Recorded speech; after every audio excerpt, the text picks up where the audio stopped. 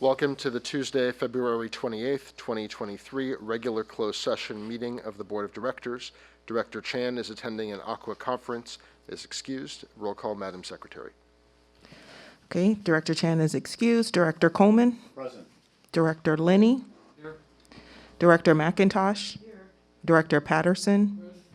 Director Young? I'm here. President Katz? Here. If members of the public are online and wish to make public comment, please use the raise your hand feature in Zoom. I will take comments in the room first and then proceed to online comments. First, I have Eric Larson.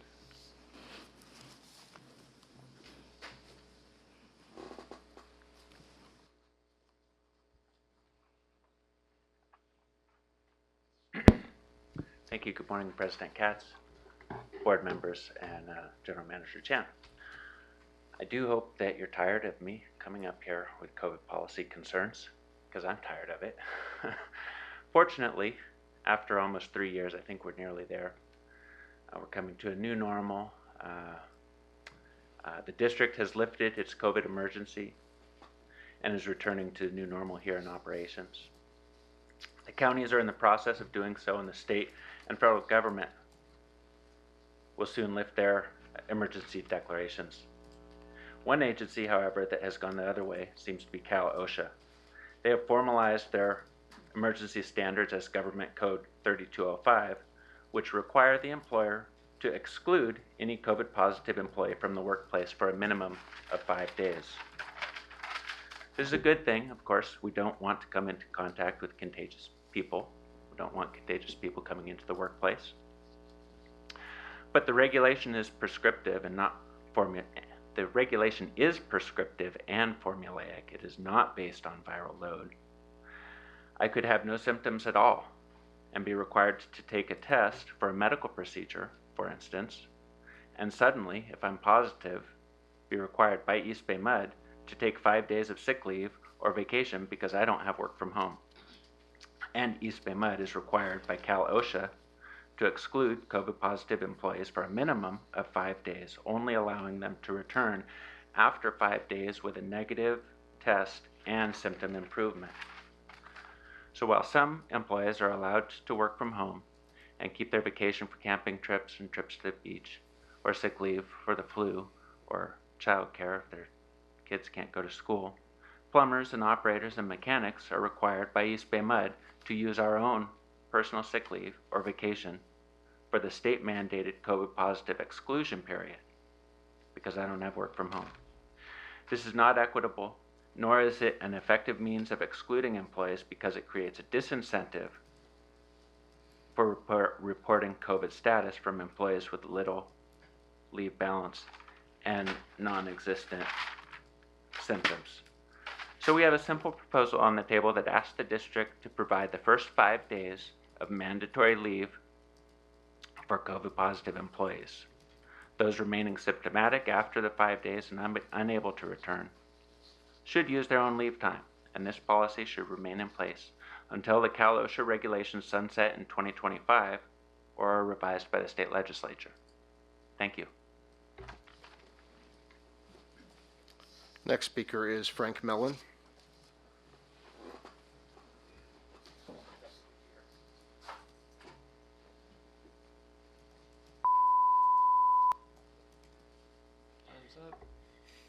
Well, I'm back because I spoke to you all 2 weeks ago.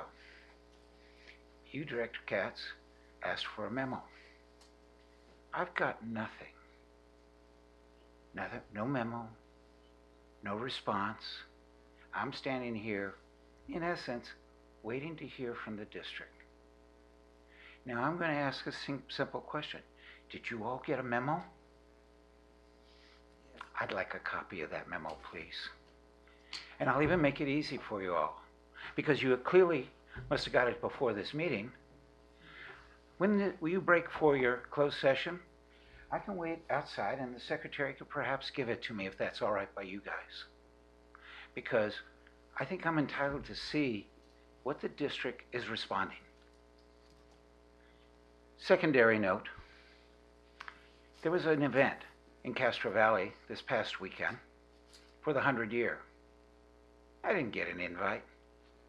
It was in my backyard for all practical purposes. But I'm going to make it easier on you, General Manager. I don't want an invite. I don't want an invite to any of the 100-year stuff. And what's more, if my name is on any of that stuff, I'd like it removed. Since I know how this is operating. So, the question, can I get the memo today? General Manager, Madam Secretary. We certainly can provide it, yes. All right, I'll wait outside there so that I know I can't go upstairs, so that's fine. So I'll wait outside there. You know, the optics on this whole thing are looking really pretty shaky. General Counsel, the offer I made last time around is off the table. But I want you to consider one more thing, and then I'm done. We asked the unions to take a pass several years ago. And when they came to the table and said, make it up, we told them to go pound sand. But now you've shown that the board can take a pass and recover. But employees don't get that. I am so glad not to be at the board for the issue that will be at the bargaining table. Madam Secretary, when this is over, I'll meet you outside, okay? Any questions? Well, I have a question to staff, not to you, Frank. Thank you for bringing up the whole memo issue. What is our policy when a member of the public, or especially a member of the public who in this case is a former board member, raises an issue? I think we received the information on Thursday or Friday, I don't recall which day. Why don't they receive it if they've addressed it, the issue, to the board president and to the board as a whole? I mean, again, we can provide it right now to Well, I'm talking Frank. about going forward. Optically, it doesn't look good. Yeah, and we can do that going forward too. If somebody's requesting it, and we do provide a publicly facing information memo. Okay. Yeah, I think I remember you making the request for an update, and we did prepare a written response, or the staff did, and I believe it was just an oversight. We will get you that report. As long as I get a copy of it, I'll be happy as a clam. Good to see you, former Director Mellon. Thank you. Yes. Next speaker is Yvette Rivera.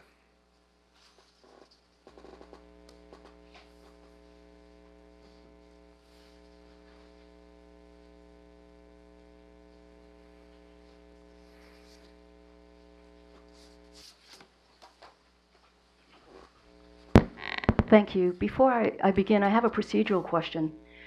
When I filled out the blue card, I wrote under public forum that I wanted to check to see if the documents I emailed the board for this meeting were received. And I also added agenda item 1A, agenda item 1B, and C. So how would that work? When were they emailed? You said yesterday? No, they were emailed this past week, and I did get one email from Jason saying, I believe that one was received. I'm not sure if both were received. Okay. Your email was received and forwarded to the board. Okay, there were two. So, and then in terms of the item numbers, do you want me to speak about that now, or do you want me to wait until everybody else speaks? Is there anybody else that is going to speak? Yes, but you're the next in line in order. Okay, well, item A on your agenda refers to Saji Pierce, Ariel Bland case, and I know you're going to go into closed session about that. I want to speak to Director Linney directly in regards to that item number. On June the 22nd, I came forward to the board when you were board president and talked about how the district spent money protecting its misogynist, racists, and bullies, just like the Catholic Church protects its pedophiles. The church on one hand spends all of its money, spends a lot of money on its parishioner money on these lawsuits. EBMUD pays ratepayer money to protect people that shouldn't be protected. On August the 10th, your response to my comments regarding the Pierce Bland case was that the district had totally reviewed the facts and believed the allegations to be unfounded. You really should be ashamed of yourself for saying that. The court on Friday, I went to the hearing just to hear about the unfounded allegations. And the court decided that the case was going to proceed all 20 causes of action. I have the causes of action here. I'm going to make copies of all of these documents that I have in my hands, just to make sure everybody has a copy of it. And I hope that people on the board, or I'm sorry, I shouldn't say people, excuse me, directors of the board, take a really strong, hard look at the Duffy report that was in that pink binder I gave you, because it talks extensively about the failure of the district and this board to address retaliation and discrimination. Thank you. I yield. Next speaker is Joey Smith.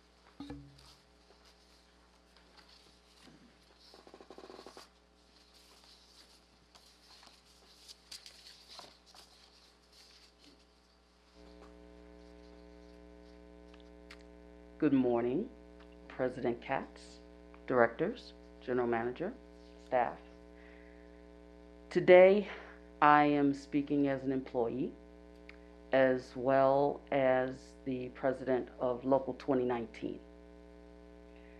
February, for quite some time, has been recognized as Black History Month, especially here.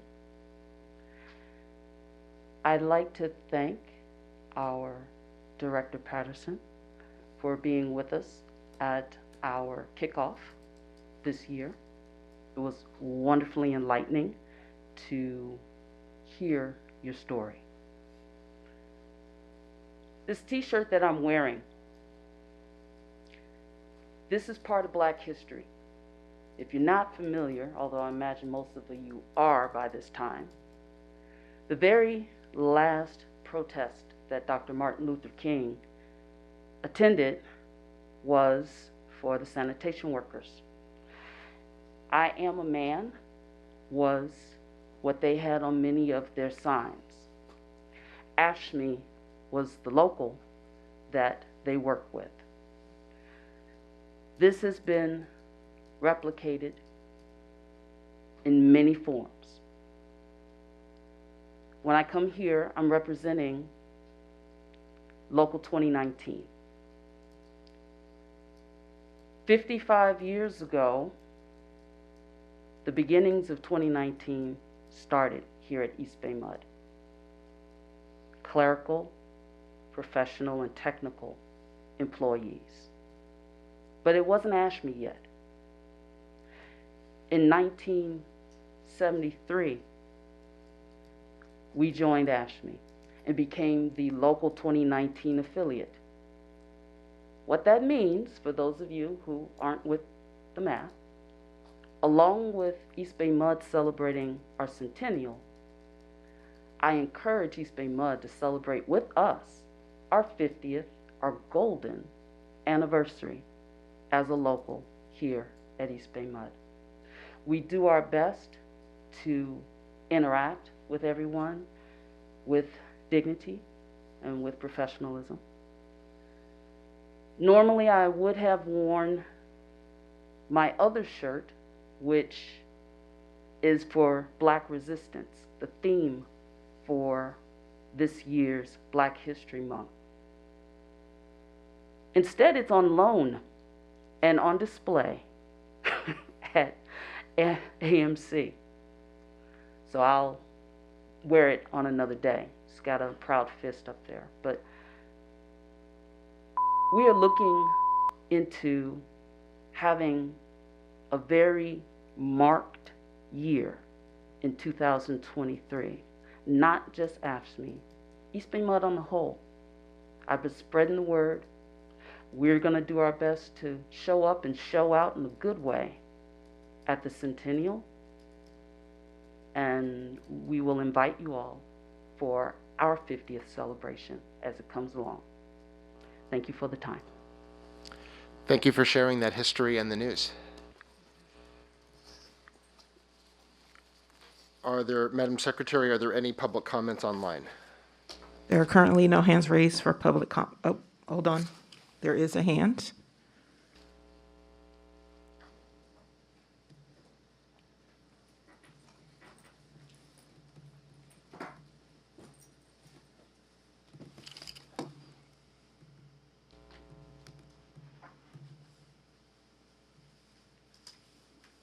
Oh, am I not a host anymore?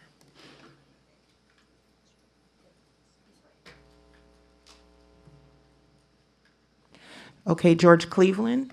It appears to be George Cleveland. You have 3 minutes, and your time will start now. Thank you. Excuse me. Thank you, Madam Secretary. Good morning, General Manager Chan, Board of Directors. Just building two things. One, building upon what Joey just said, just a little history. Yes, 50 years as an Ashley local. That's our anniversary this year. 55 as a local period. Just a little history. For those of you who've been on the board a long time, you probably remember Marge Lewis, of course. I mean, she worked here for 57 years. She was an original member of the local 2019 executive board when we became an Ashley local. So there's a little more history for you. Something that has nothing to do with Ashley per se, but I'm the president of Reigning Pride, the LGBTQIA+ affinity group that we have here at the district. We're already starting our planning for this year's celebrations. We're excited because we think we're going to have some in-person events. And our kickoff will be on June 6th at the administration building. So I'm just putting that out there for the board in case it's not a board meeting day, from what I can tell looking at the calendar. But if those of you want to stop by and participate in the kickoff event, which will take place around noon, basically on the terrace just outside the boardroom, that would be most appreciated. And we're going to have other events. We're looking forward to potentially having our potluck at the end of June as well, which we haven't had since 2019. So those are things that I just wanted to bring to the board's attention today, and that's all I have to say. Thank you for the time. Thank you, George. We will now convene to discuss closed session agenda items 1A through C and 2. We are scheduled to return for our regular meeting at 1:15 p.m. Welcome to the Tuesday, February 28th, 2023 regular business meeting of the EBMUD Board of Directors. We will receive reports from this morning's Finance Administration Committee meeting and the Long-Term Water Supply Workshop under item 13. Director Chan is attending an Aqua conference and is excused. Roll call, Madam Secretary. Director Chan, who's excused. Director Coleman. Present. Director Linney. Here. Director McIntosh. Here. Director Patterson.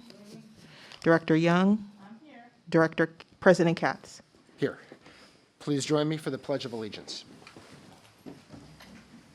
I pledge allegiance to the flag of the United States of America and to the republic for which it stands, one nation, under God, indivisible, with liberty and justice for all. There are no announcements from closed session. Before we move on to public comment, I would like to acknowledge Black History Month. We, the Board of Directors of the East Bay Municipal Utility District, on this final day of February, acknowledge and celebrate Black History Month. This year, the district's Black Employee Network help all of us expand our knowledge of Black history through their participation in the Black History Month theme of Black resistance and the history of individuals that have fought for freedom from enslavement, segregation, and current injustices against Black people globally. The board would like to express our thanks and support for all of the employees who participated in the planning, implementation, and attendance of this year's events, especially the kickoff luncheon which featured our fellow director, Bill Patterson. As the board continues our commitment to diversity, equity, inclusion, we appreciate the efforts of all of our employees to both educate and learn about our diversity as represented by our Black Employee Network during this year's Black History Month program. I also took a moment after our last board meeting to look at the exhibit that's on display on the second floor, and I encourage all directors and staff to take a look at the exhibit. Thank you once again, and let's acknowledge and celebrate Black History Month. Yeah, I just wanted to say, Bill and I actually were looking at it after our last board meeting and commented very similarly about the power of that display. It was really excellent. We move on to public comment. If members of the public are online and wish to speak on agenda or non-agenda items, please use the raise your hand feature in Zoom. Comments on non-agenda items will be heard now. Comments on agenda items will be heard when the item is up for consideration. Madam Secretary, are there any public comments online? There are currently no hands raised for public comment. However, we do have 2 speaker cards. Okay. I will proceed to the speaker cards in the order received. Yvette Rivera is the first speaker.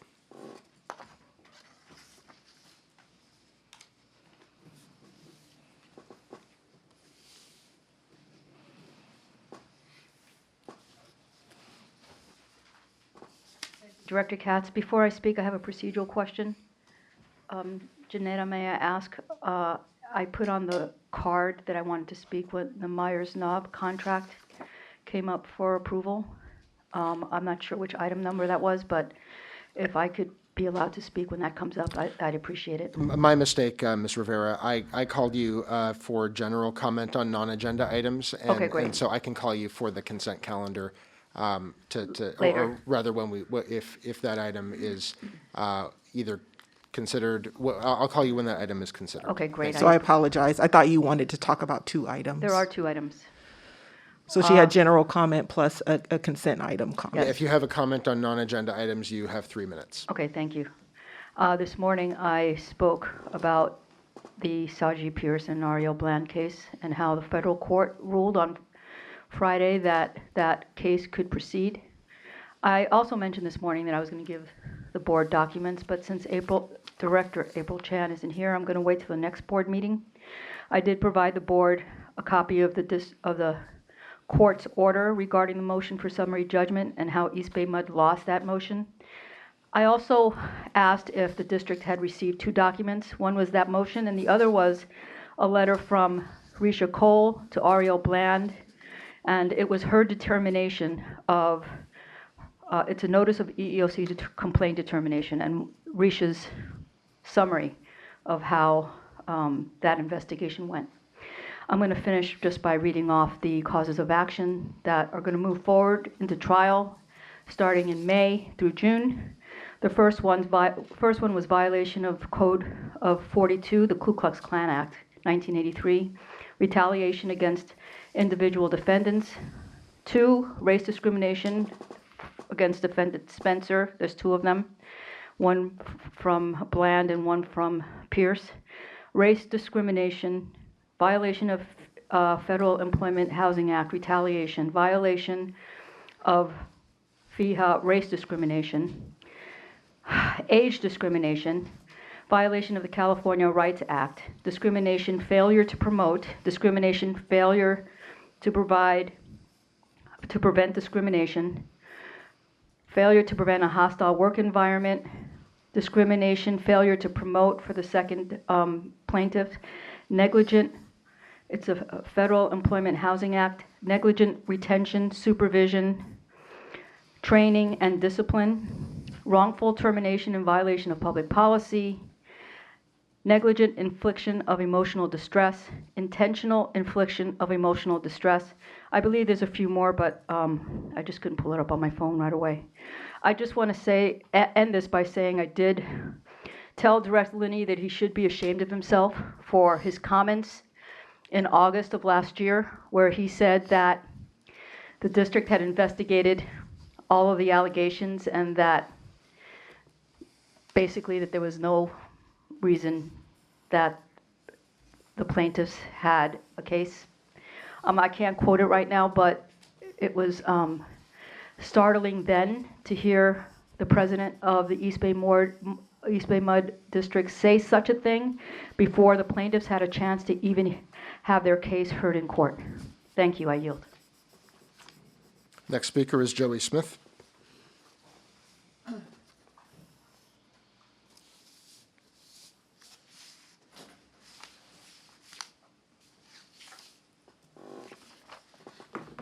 afternoon, Board, President Katz, Directors, General Manager, and staff. My name is Joey Smith. I'm speaking on behalf of ASHME Local 2019 as the President and in reference to Black History Month.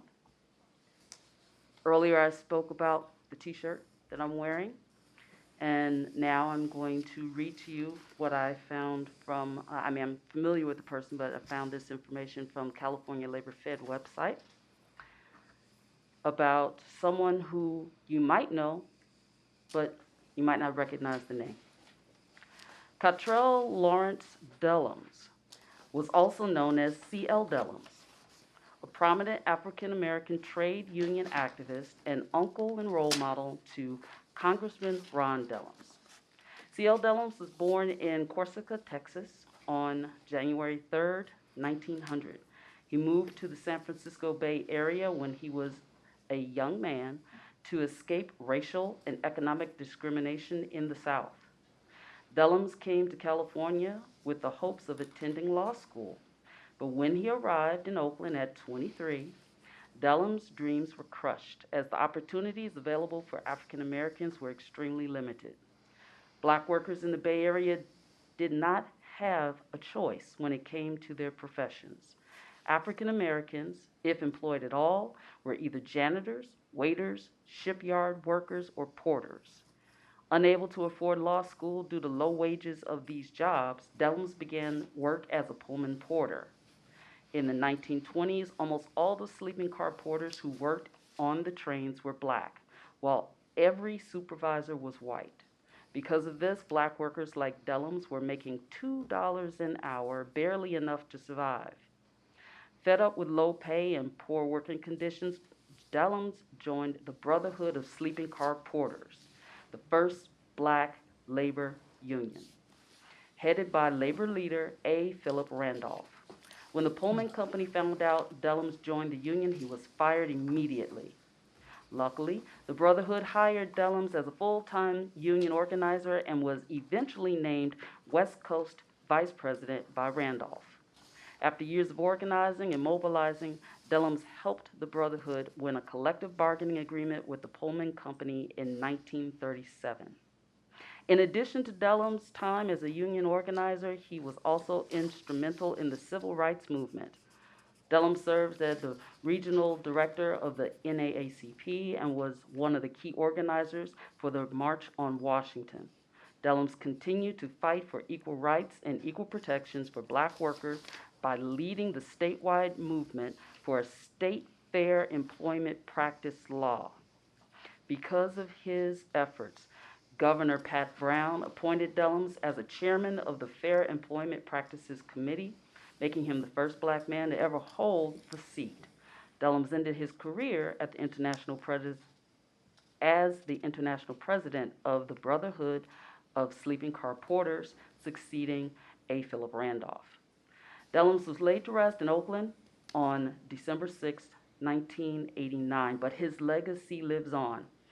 A building near the African American Museum and Library of Oakland is named for him, and a statue of him stands at the Jack London Square Amtrak station. Most notably is the C.L. Dellums African American Leadership School, of which I am a proud graduate of the first class that they had in Contra Costa County. It's led by UC Berkeley, whose goals is to train union and community members active in the black community so they can strengthen relationships between the black community and the labor movement. In the spirit of C.L. Dellums, we need to mobilize and fight to protect all workers, especially our most vulnerable. Our country is facing a resurgence of bigotry and white supremacy, and it's up to us to follow Dellums' commitment to both racial justice and economic equality. We honor Bay Area hero C.L. Dellums by continuing the fight, the good fight, for a more just, inclusive, and equitable labor movement and world. You all will be hearing from me as this is our 50th year here at EBMUD as ASHME Local 2019. We want to work with you, but we must remember where we came from in order to go in the right direction forward. Thank you for the floor. Thank you, Joey. Are there any, Madam Secretary, are there any comments on Zoom? There are no hands raised for public comment. All right, we will move on to the consent calendar. We have a request for public comment regarding item number 8. Does any director have any items to remove? Is there a motion to approve? For simplicity, let's do items 1 through 7 and 9 and 10. I'll move the items. Moved and seconded. All those in favor? Aye. Opposed? Abstained? Motion carries. Moved by Coleman, seconded by Young. No, Patterson. Oh, Patterson, excuse me. Thank you. We move to item 8. I will call for public comment Yvette Rivera.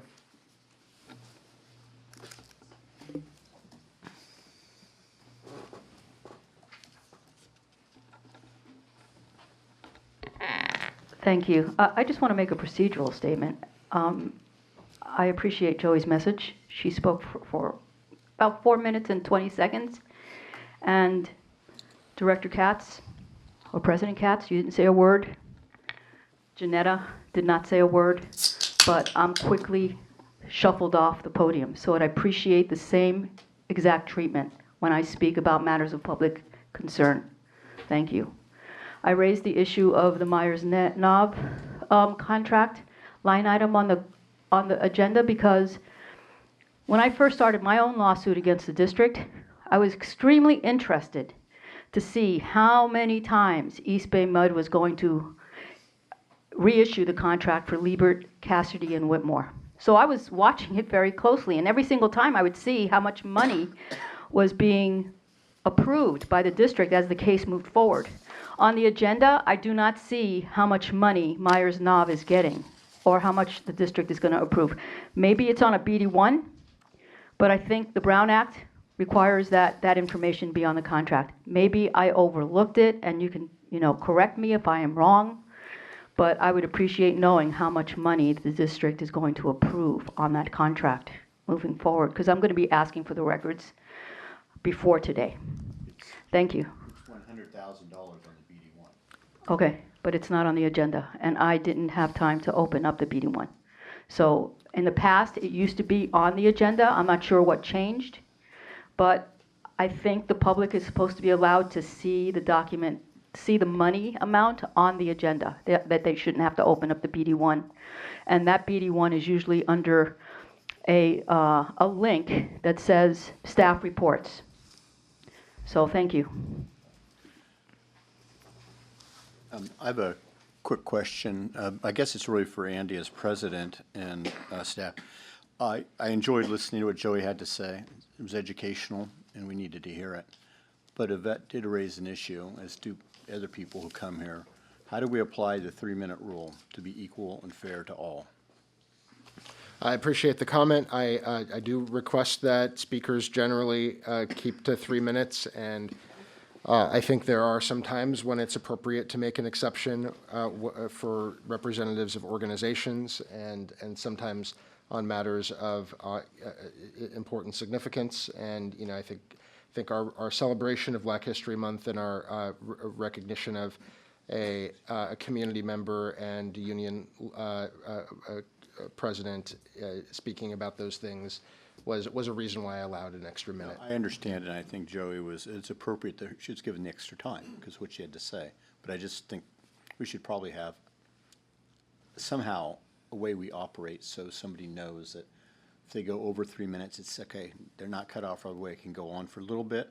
I also know if we have 100 people in public comment, last thing everybody wants to do is hear 3 minutes of 100 people, especially if they repeat everything, which we've had in the past. Yeah, I appreciate the comment. I did. I would also say it's fair to allow the president some discretion in the moment to decide. No, I understand how that, but it things- would just and be, not have some sort of written guidelines I for that. wasn't asking for Yeah, written the president guidelines. has discretion to change the amount of time. If, I yeah, realize that. I was just saying it'd be nice to have the statement made, perhaps, or somebody just goes over the 3 minutes for a few seconds or something to that effect. yeah, I think it's been helpful to have this exchange for the member of the public who to have some reasons about why I allowed that earlier. If members of the board feel like I am allowing too much deviance from the 3-minute rule, feel free to approach me I privately. didn't say that, Andy, at all. Oh, I know. I'm mostly just pointing out how we can move forward, but I acknowledge what you're explaining. Let's move forward to the consideration of the agenda item. So we're on agenda item 8. You can see the full recommended action is explained in the board action report on page 63 of our packet. Is there a motion? I'll move it. Second. By Director Linney, seconded by Director Young. All those in favor, please say aye. Aye. Opposed? Abstain? The motion carries. Okay. We now move on to determination and discussion, items 11 through 12. General Manager Chan. Yes, so for item 11, before you is a resolution recognizing the importance of the Lunar New Year. I, along with Asian communities around the world, have celebrated the Lunar New Year. It's a festive occasion when families get together and wish each other good fortune, health, and happiness. And there's lots of traditional food dishes that takes days to prepare. The foods themselves have meaning. For example, fish represents prosperity, noodles represent long life. It's also a tradition that I've passed on to my kids and one I hope they carry on as well. The Chinese zodiac is based on a 12-year cycle. This year is the year of the rabbit, and not just any rabbit, but the water rabbit. The water rabbits are believed to be gentle, amicable, and able to adjust to different conditions. This resolution, prepared with the support of the district's Asian Pacific Employee Association, recognizes the cultural and historical significance of the Lunar New Year, not only for our employees, where Asians make up 20% of our workforce, but also Asian Americans in California, the United States, as well as around the world. Thank you for that introduction. Moved by Vice President McIntosh, Second. seconded by Director Linney. It's a wonderful resolution. All those in favor? Aye. Aye. Opposed? Abstained? Motion carries. Thank you very much. And for the last update, we have our water supply update, and we have Dave Briggs, our Director of Operations and Maintenance, to provide the report.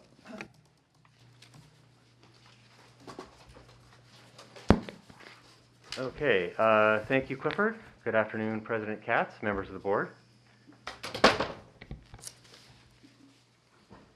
We had a quiet period from the second half of January up until about a week ago, but then it just got exciting again. So we'll look at all those numbers. First, just on slide 3 here, notice the water production, which for this year is shown in red. It's still very, very low. It's been cold, it's been rainy. We're projected this year to have a water production of about 150 MGD on average. That is low. That is what our finance department has assumed, so there won't be any surprises there, but we are continuing to maintain a very low level of consumption right now. And now for the more interesting part. So these numbers were through last Friday, I believe.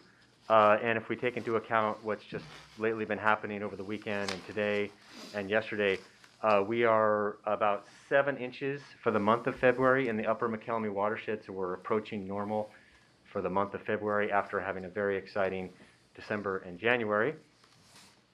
And locally here, we are probably, if we include, so the month ends today, if we include what's going to happen today and what's already happened, this number for February is probably closer to 3.5 for the month of February. So we're approaching average for the month of February as well here locally.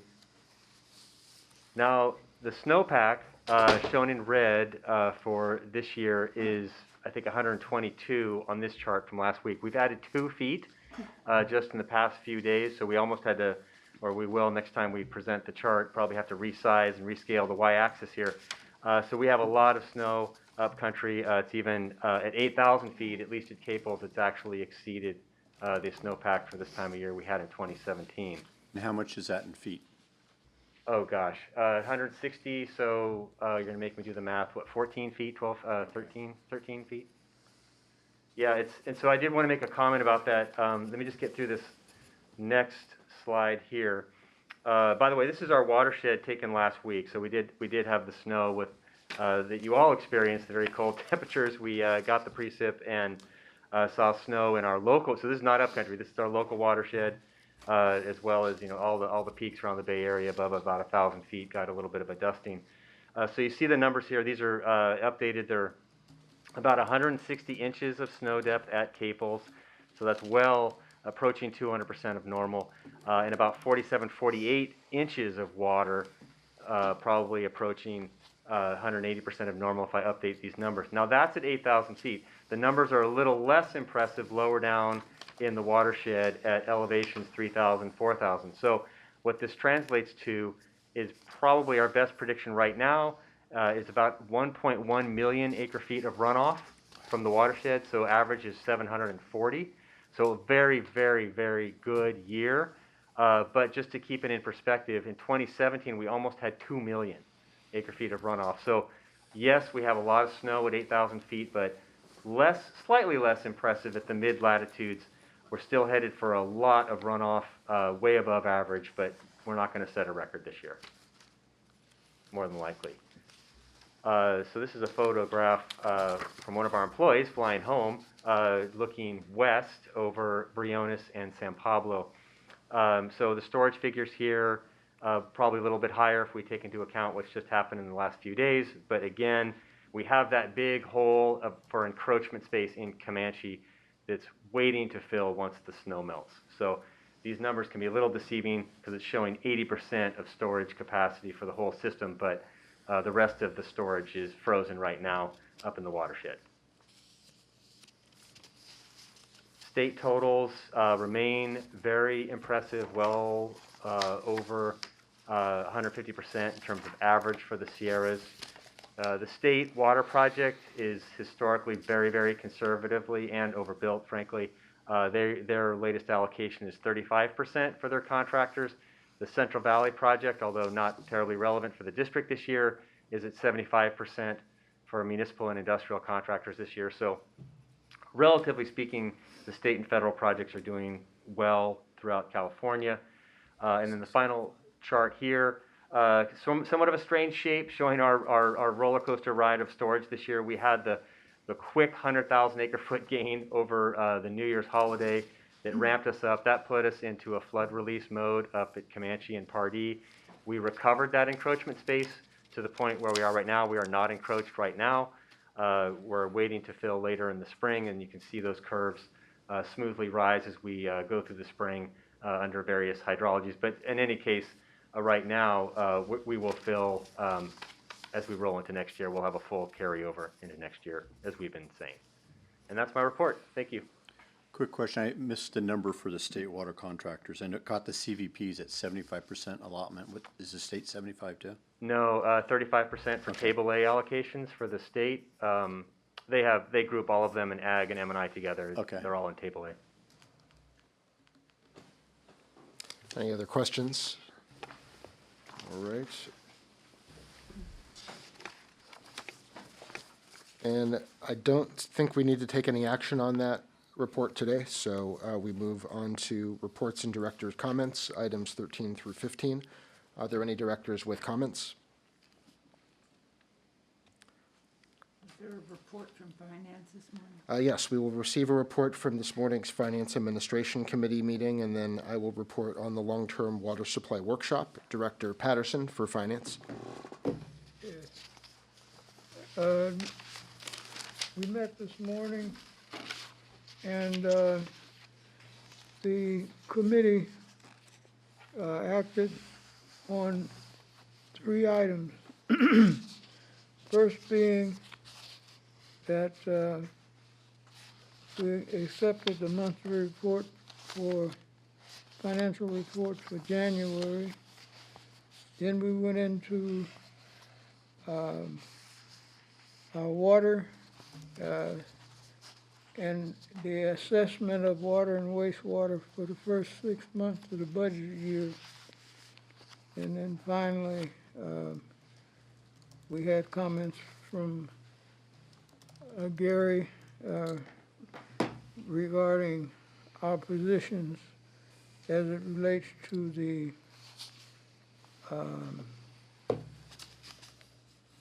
fiscal matters that are under review of the auditors, internal audit.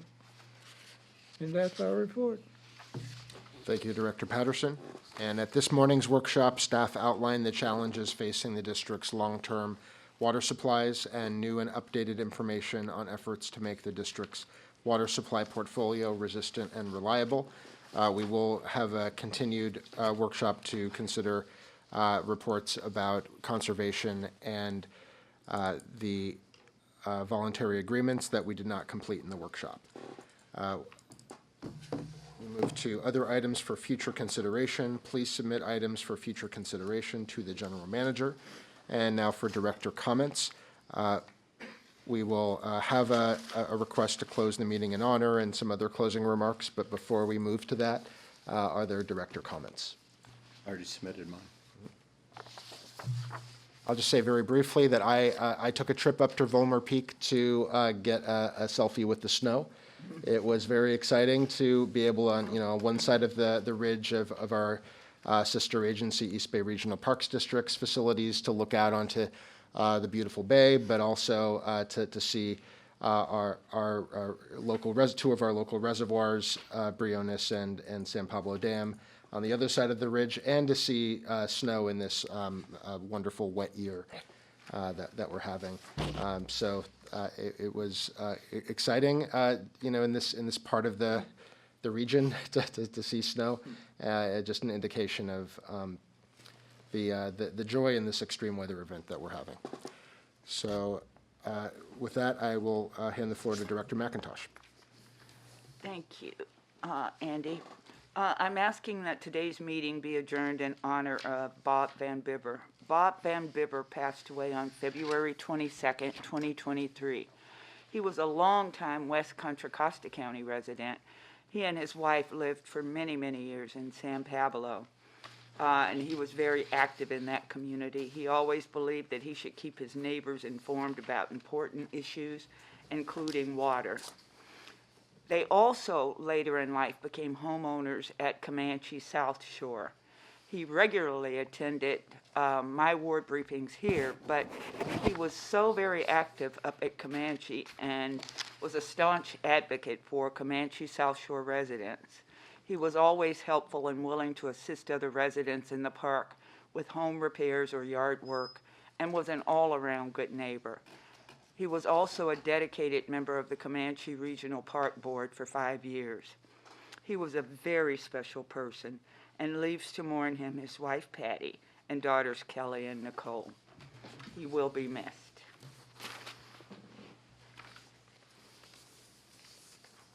Thank you, Director McIntosh. And regarding Black History Month, would you like to make additional comments? No, not at this time. Okay. All right. The next meeting of the board will be held on Tuesday, March 14th, 2023 at 1:15 p.m. This meeting is now adjourned in honor of Robert Bob Van Bibber.